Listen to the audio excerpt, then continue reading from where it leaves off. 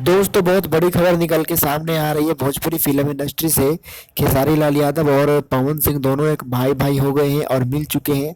आप देख सकते हो किस प्रकार से पवन सिंह खेसारी लाल को चुम्मा लेते हुए नजर आ रहे हैं। दोनों भाइयों के बीच में बहुत दिन से लड़ाई झगड़ा चल रहा था, तानाशाही चल रहा था।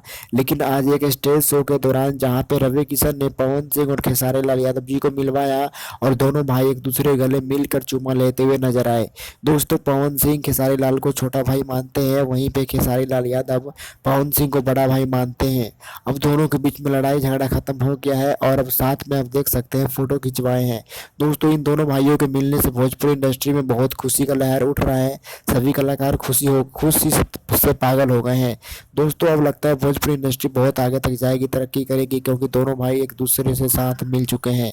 दोस्तों अगर वीडियो अच्छी लगे तो लाइक करें और चैनल को सब्सक्राइब करें। Thank you.